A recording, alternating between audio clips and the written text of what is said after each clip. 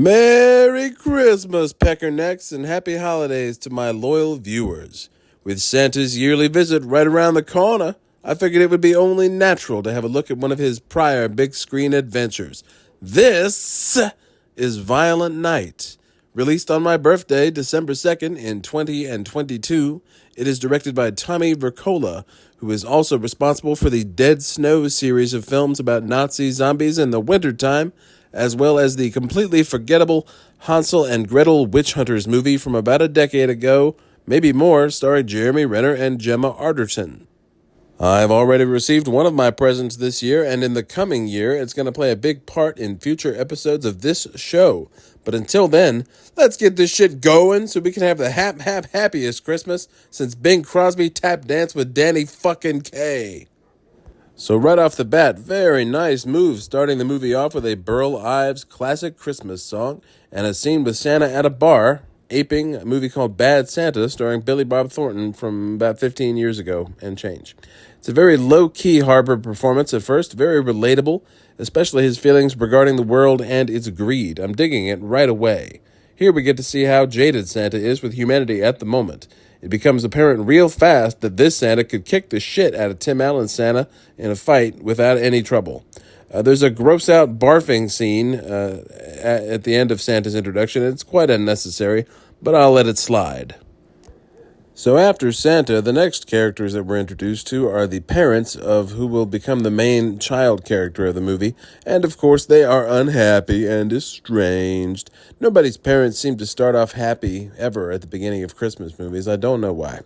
There's some very fluid, agile camera work here while we're being shown around this rich guy's house where the movie is going to be set.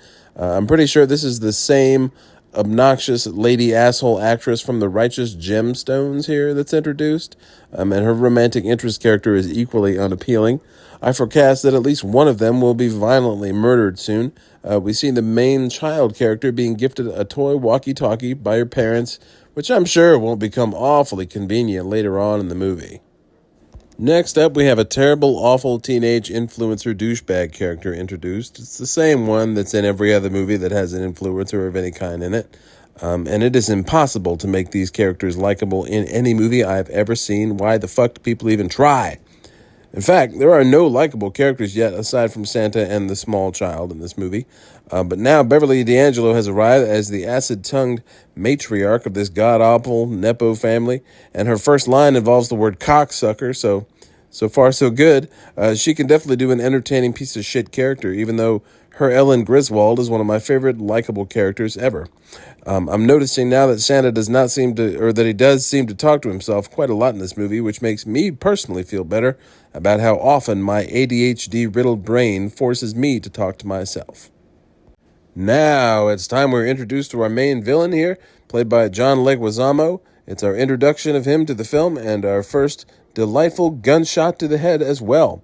We've got a plethora of very die-hard vibes happening here as the terrorists are individually introduced with code names like Jingle, Sugar Plum, Krampus, Frosty Tinsel, Gingerbread, etc.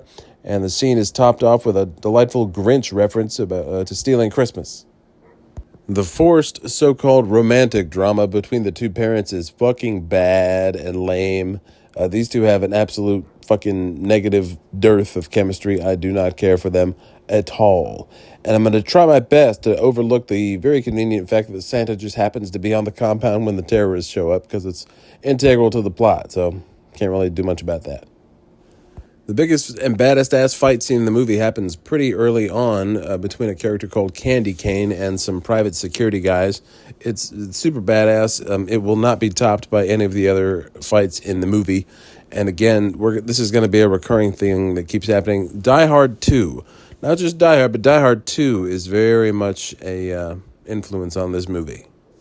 So John Leguizamo is doing a great job here. He makes for an excellent villain, and he gets to say the words, "Bah humbug motherfucker," because, of course, his code name is Mr. Scrooge, which I love.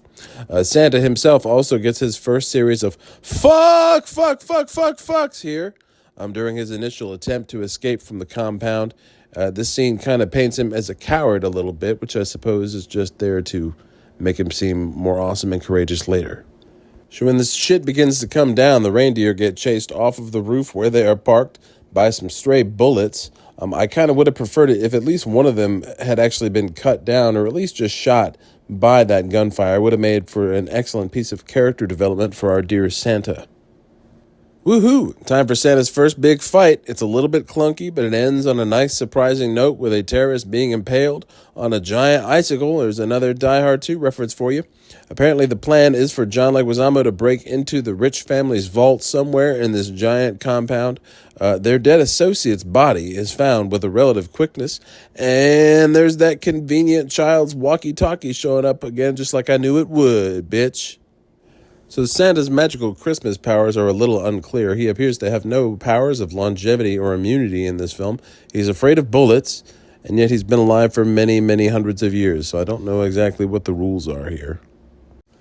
And there is a clear, direct reference to Die Hard right here. It gets brought up in conversation in the universe of the movie, and now Santa has to improvise a weapon using a stocking and a couple of pool balls, which I was very entertained by.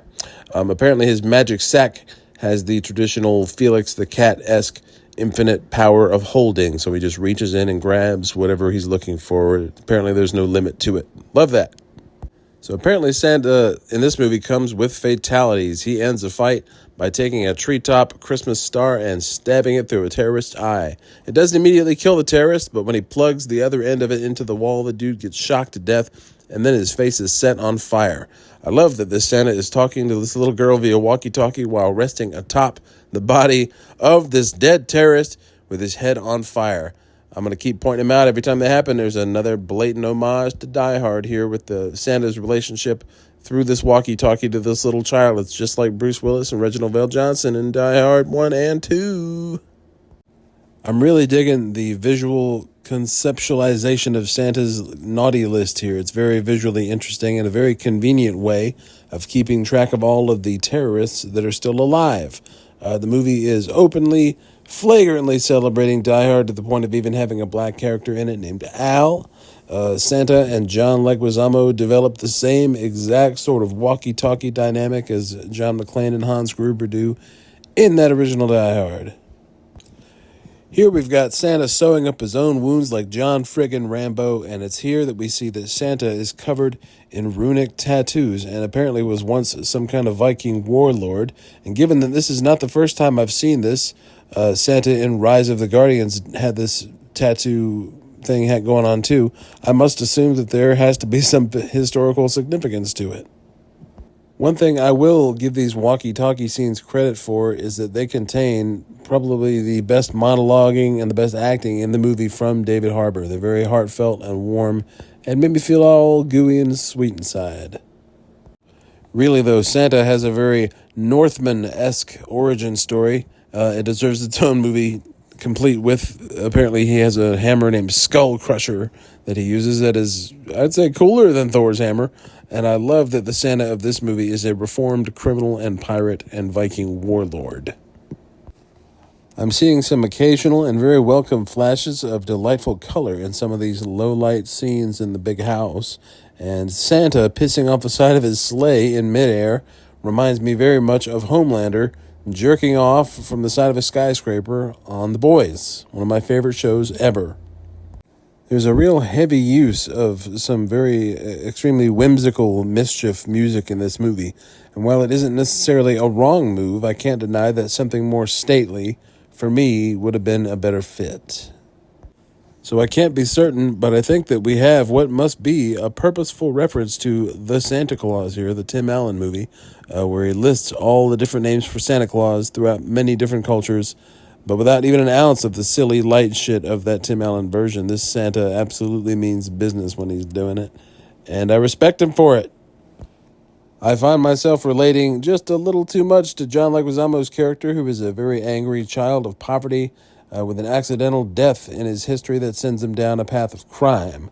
I'm almost feeling some legit magical Christmas-type feelings here.